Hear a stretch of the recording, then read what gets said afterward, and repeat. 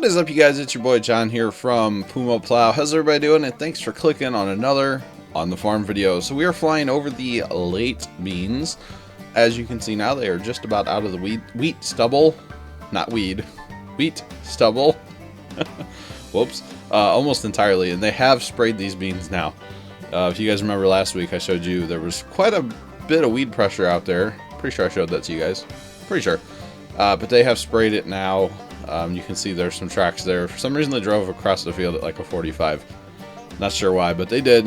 There's a ditch right here. That's why all this grass is here and whatnot. But you can see coming out of the wheat stubble, these are 20-inch rows. They're not closed up yet, but they're getting there. They are definitely getting there. They had to spray them because they were really, really weedy in spots like right here. This is really bad, and the problem is you let these get too much taller, then you won't kill them with the spray. So I want to go ahead and just get them killed off. And you can see, like I said, the rows are getting close to being closed up. So a couple more rainstorms and some warm days, and we'll get these rows closed up out here. There are spots that are actually closed up already on some of the better dirt in these fields, but these are doing pretty good considering they are, you know, late beans after wheat and everything. They're doing real good. So they sprayed them with some kind of insecticide as well as the whatever to kill the weeds. Not Roundup, these are Liberty beans. So they sprayed them with the Liberty spray or whatever. I don't know, I'm not a farmer, I just play one on the internet, you see. So, but right here you can really see how weedy these are. And these are what we call water hemp. There's probably other names for these as well. But we've had, in the area down here, there's a really big problem with water hemp becoming Roundup resistant. And yeah, it's to the point now where you might as well just go out there with a hoe or a machete and chop them down when they get so tall. They can get up, 10 feet tall or whatever. And this is a really bad spot right here. But by spraying them when they're short, they don't really have much of a root system, and the spray should get them. If they'd let these go until they were like really tall, then they would have issues. But you can see there where they drove right across the lane, and they spray this field as one field, even though it's two. You can see there they had some drowned outs along their ditch. That pretty well, I mean, it's expected to happen, so not really a big deal. They'll just have to keep an eye on that for weeds all year. So while I was filming that part, guys, I heard a noise, and I was like, man, that sounds like a tractor or something running. I got kind of looking around, on the ground with my eyes, and then up in the air with the drone too. And I was like, hey, this is a neighbor. This is a neighbor I've never filmed, but this is a neighbor of ours, and they're out spraying these beans. Now, not sure what they were spraying. Maybe it was an insecticide. Maybe they had some weed pressure that you can't really tell from the air, because really from the sky, and there's a big ditch right there, but from the sky these beans actually look pretty clean. Now I didn't get like super close to them or anything, but I was like, hey, I'm gonna run over there and do a little spying. Not really spying, but you can tell where he's driving here, they've already sprayed these beans, so he's driving in his old tracks is what he's doing. He could have GPS on, but I kind of doubt it. I bet he's just going off old tracks and getting it done. So yeah, they're actually, these are early beans. These are early beans. So by him driving through these beans now, yes, he is running a lot of them down, but sometimes you just have to do that. And he's actually spraying them at a 90-degree angle to how they plant them. So you're going to run down more. But at this stage in the bean life, these beans are really tall, which you can tell here in a minute. We get a little closer to the spray rig. But those beans are quite tall. So you're going to run them down if you go with the rows or against the rows. It really doesn't matter.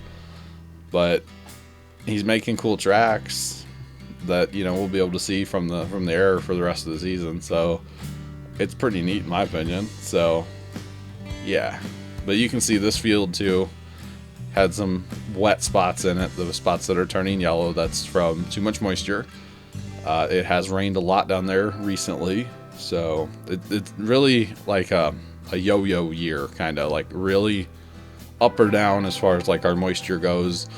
It's either way too dry or it's way too wet. There really hasn't been like a good kind of in between for us down there this year. So it's kind of strange, but every year is different, and there's really no such thing as a normal year anymore, so we just have to deal with the hand that we're dealt down there, so it is all good. Yep, spraying these beans, he's moving right along too. You can get some ground speed in these sprayers these days. That is a John Deere. I don't know what model it is, and I don't know how big the booms are. So you guys can guess in the comments, but I don't actually know. I've never actually talked to this person. Like, I know who this is and who farms this ground, but I don't know them per se. So yeah, but you can see more drowned out spots in this field, especially out here. In the corner of this field, there's a real low spot that pretty well drowns out every year, and that's just the way it is. You know, it happens. Yeah, when you get, this is kind of a sandier patch of ground out on this end, especially when the sands start blowing in the winter. They make low spots like that, and they fill with water, and that's just the way it is. So he obviously sprayed around it on his, border pass, end row, whatever you want to call it. But you can see, yeah, there's a pretty good wet spot there behind that building, and yeah, so spraying beans, it's really like bonus actual farming footage, because I didn't really expect anybody to be out quote actual farming, so it's pretty awesome to get some random actual farming footage. And it's very cool how you can see the mist of spray behind the thing. So hopefully I didn't get any on the drone. I haven't actually checked. I didn't get that close to him, so I shouldn't have. But you never know. So I will have to check that out. I have to look at my drone before I go flying next time. And this was a couple thousand feet away, so it got a little scary at times. But within the range of the drone, I was like, when we were back out at that corner where he just turned around, that was like 5,000 feet away from where I was standing. So it's within the range of the drone. It just gets a little scary when you're flying that far away from the actual drone. So yeah. But I don't know, it's hard to tell. But if you can see, these wheels on these sprayers are pretty big. But the beans are like up over halfway on the wheels, so they're pretty tall beans. I haven't actually gone over to see this patch of beans because there's a road like to the right of the screen right now. Where I could kind of get in there to see them, but I haven't been over there. We haven't gone on one of our Sunday drives in a while down there where we just go like spy on people's fields. Not spy, just look or something. So yeah, you can see he's moving right along, and I didn't realize those sprayer arms, the booms, are kind of like shock mounted.